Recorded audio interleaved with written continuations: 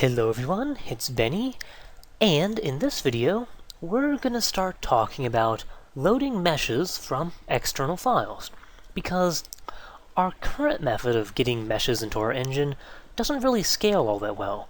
Like, yeah, sure, if I want to draw a 3D pyramid, I can manually specify each individual vertex, and then I can specify all the different indices for how to draw all those vertices together to make faces, and then I can draw that. That's not that bad. What if I want to draw something more complicated, like, say, a human face? Have fun trying to specify all the different vertices for that, because there's going to be thousands of them, and then you're going to have to try to connect all the triangles, and it's just not going to be very convenient. It's not going to be very easy. So, instead, we're going to start talking about loading in data from external files.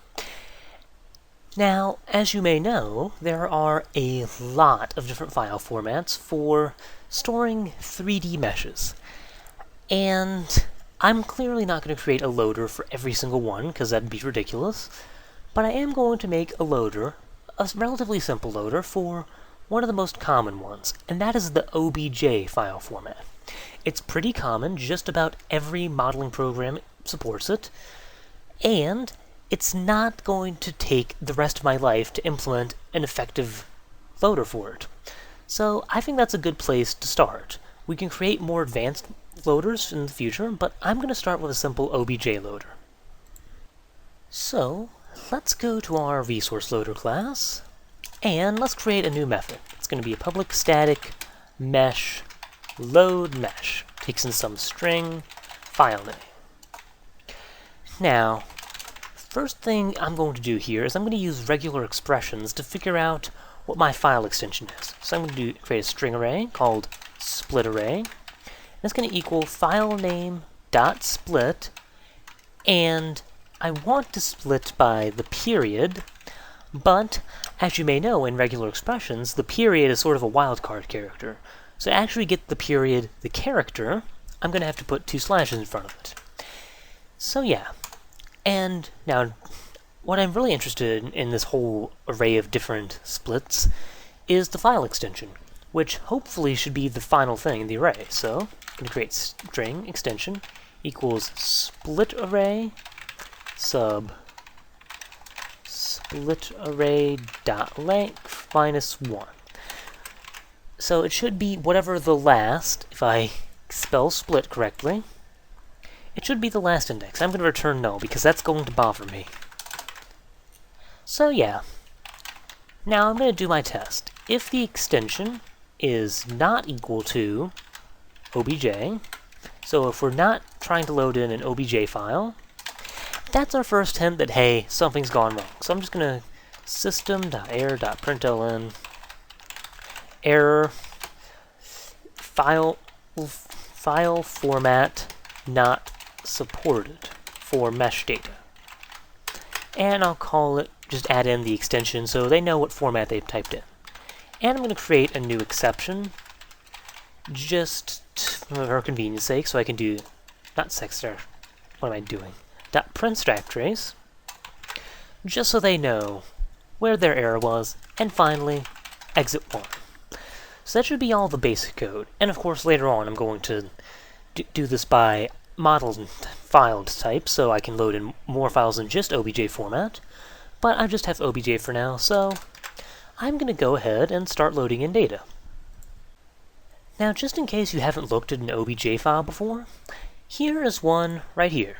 This is an OBJ file. It's clearly a text-based format, and this is what the OBJ file format from Blender looks like when it exports a cube. Looks a little bit something like this. Now, as you can see, there's file comments, so you can put comments in there. Clearly this one has Blender, so you know, hey, this OBJ file was exported from Blender. So there you go. Materials, we're not using materials right now, but there is some code for that.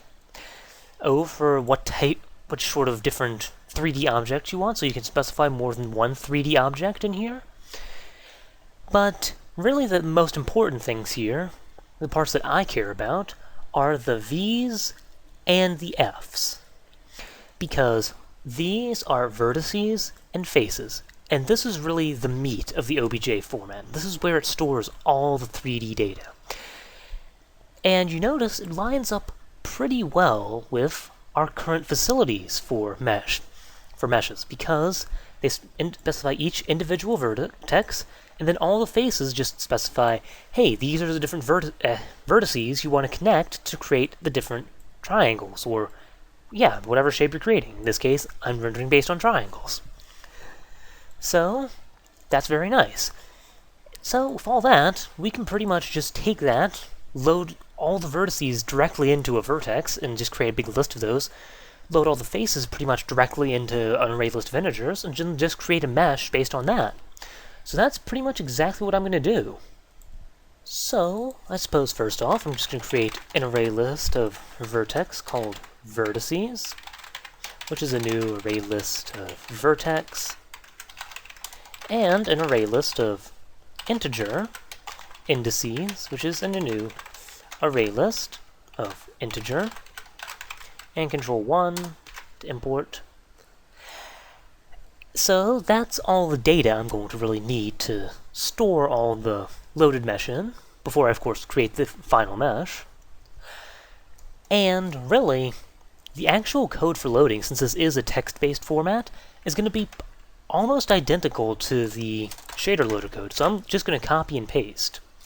I'm going to create a buffered reader called, and I'll call it mesh reader. Why not? It makes a little bit more sense. So mesh reader, and mesh reader.close, and there. Of course, I want to actually change this because I'm not generating a text file. And the other thing I want to change is I want to change this to res/models, because I'm not really looking for, well, yeah, I'm not going to be storing my mesh data in my shader folder. So just for organization purposes, this is where I'm going to store all my models for the time being. So yeah, there we go.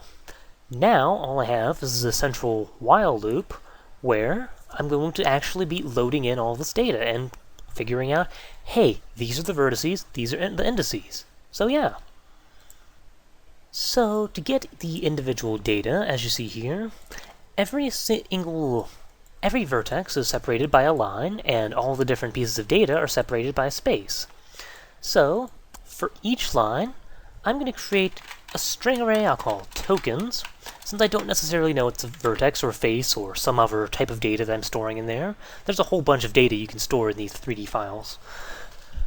So I'm just going to call it tokens, and it's going to be equal to line.split based on space, which doesn't have any fancy regular expression attached to it, so no need to worry about that.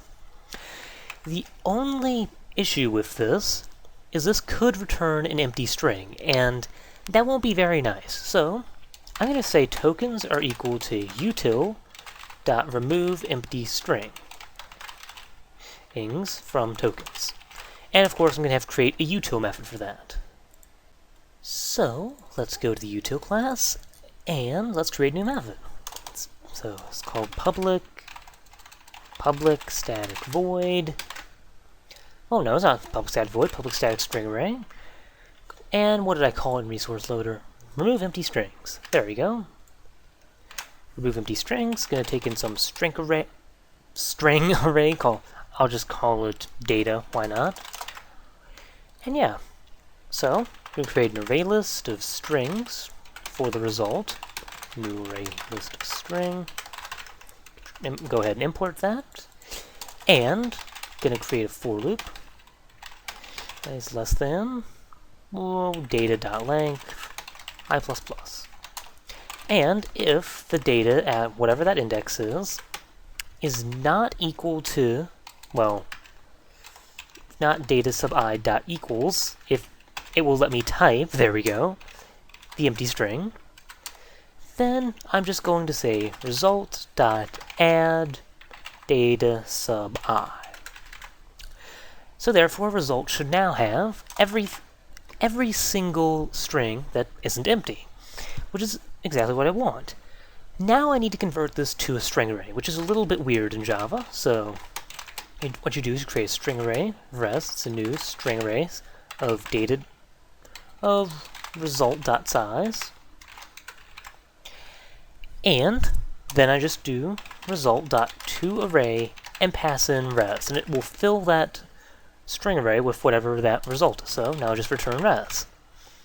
Yeah, a little weird, but hey, it works.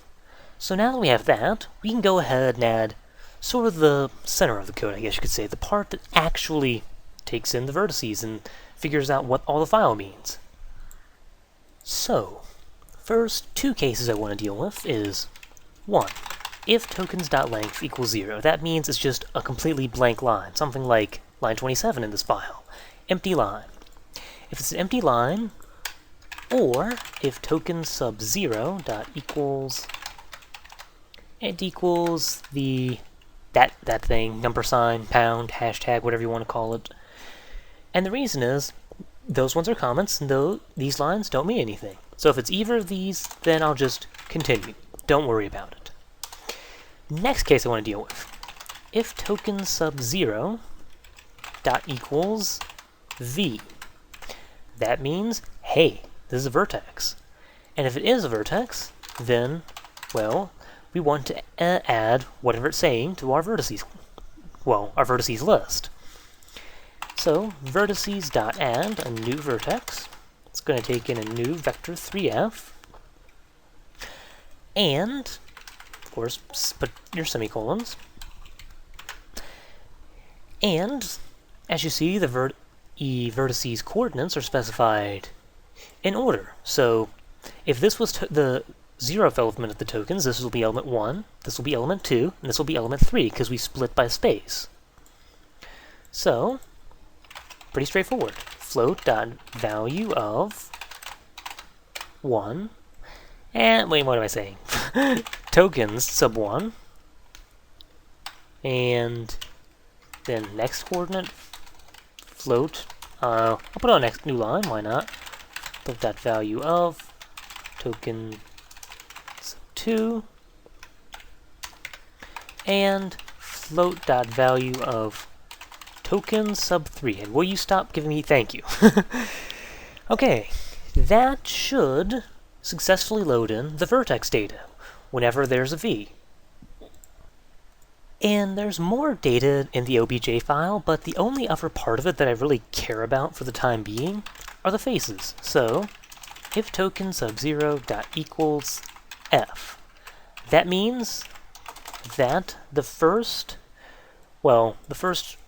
token on a line is f, so it's going to be one of the faces. And if that's the case, then the next one is the first index, second index, third index. And I'm going to add them just like that. So, indices.add integer.parseInt tokens sub 1. And here, I'm going to have to be very careful, because in the OBJ file format, the first vertex is labeled as 1, whereas in my mesh system, the first vertex is 0. So I start counting from 0, but OBJ starts counting from 1. So I'm going to want to subtract 1 from whatever this gives me. That way, it's starting from 0 and not from 1. Other than that, I just do this for the same thing for tokens 2 and 3. That's pretty straightforward. And yeah, that's pretty much all the data I care to load in from the OBJ file. Now, it's the final stretch. We got all the data we want. Now, we just need to actually create the final mesh. So, I'm going to create a mesh result, new mesh, with capital M. Thank you. And here, I'm going to create a vertex array called vertex data. New vertex array of whatever size vertices is, vertices.size. Why am I doing this?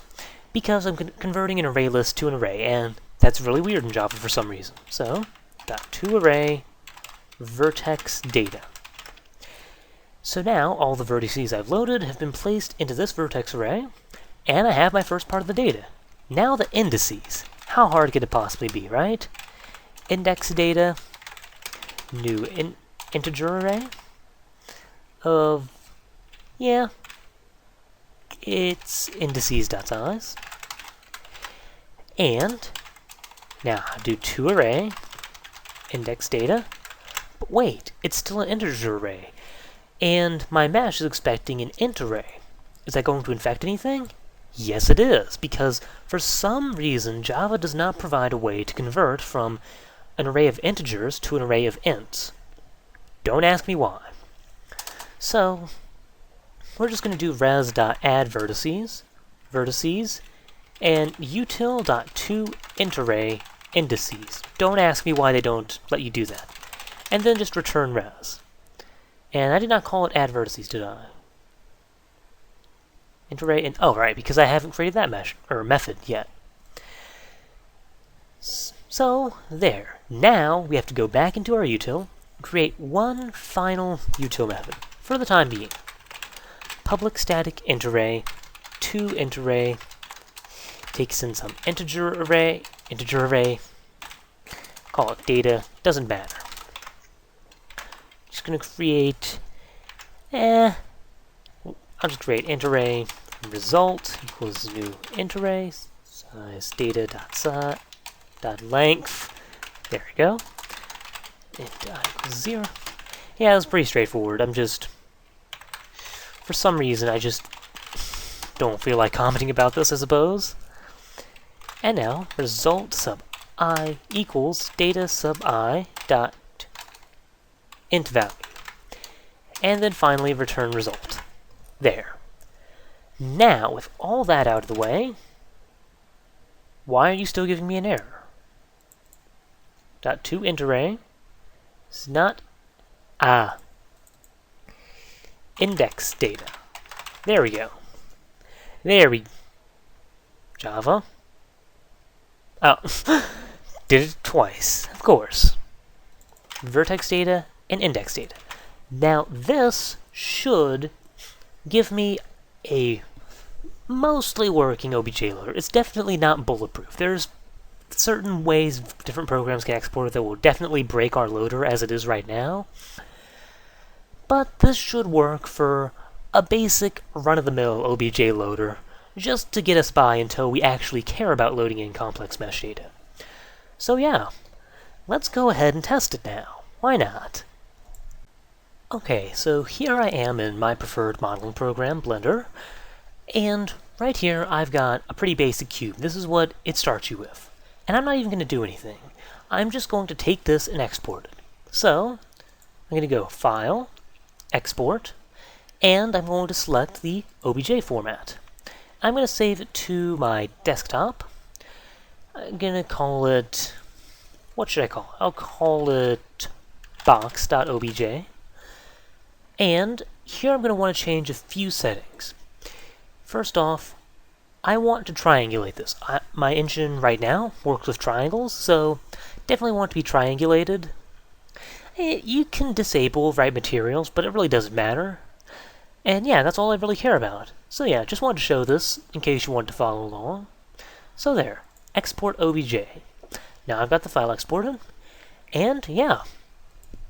So now I'm in my project folder, and I'm going to go to my resource folder and create the models folder that my loader is expecting. I've already got the box OBJ that I exported to my clipboard, so I'm just going to Control-V, paste it in right here. And yeah, there you go. Now I've got my data. I've got the thing I want to actually start loading in. And now I'm just going to go into my code and test this. So, in order to test this, the first thing I'm going to do is I'm just going to completely get rid of these vertices and, yeah, just our whole pyramid code. I'm just going to get rid of it, just comment it out. I don't need it.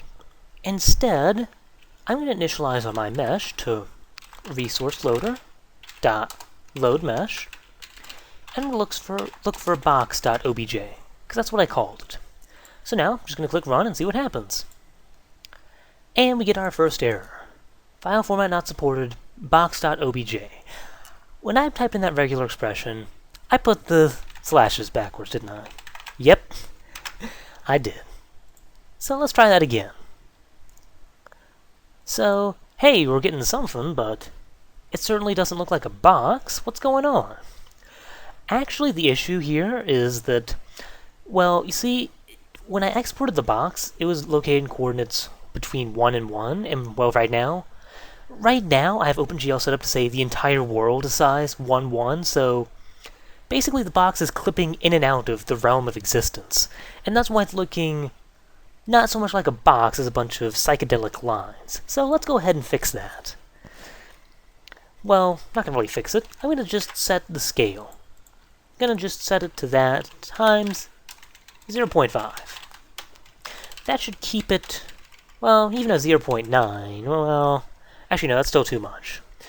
As long as it's not greater than the square root of 2 over 2, I believe. Right? Or am I getting my math mixed up? Oh well. Either way, 0.7 should be alright. Yeah, it is a square root of 2 over 2, isn't it? Whatever. I'm not going to worry about it. So 0.7 f. And yeah, now that should stop it from clipping, at least for the most part. And hey, that doesn't look like a box. What's going on? It didn't look anything like this in Blender.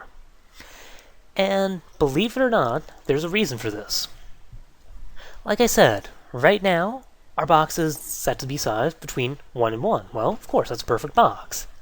But right now, in our projection, we've mapped the coordinates so that 1 in the y-axis is at the top, and -1 is at the bottom. 1 in the x-axis is at the right, and -1 in the x-axis is at the left. You might be wondering, yeah, so what? Well, our y-axis has less space than our x-axis, you know, our window is wider than it is tall. So our box is appearing a little bit squished. In fact, if I go into my main component and go ahead and change that, say change the width to 600, then it looks perfectly fine. It looks like the box, just like we had in Blender. So yeah, as you may guess, this is going to be the next thing we fix. We're going to change our projection. We're going to make our projection system so it's not the default orthographic projection, which make things look squished and weird. And we're also going to work a little bit on the clipping issue, so, you know, the size of reality isn't 1 to 1, and we get this big, nasty mess because of it. So yeah, that's going to be our next goal. The next goal we're going to work on is the projection. We're going to make our projection so that things don't appear so weird in our engine. So yeah, thank you, hope you enjoyed, and see you next time.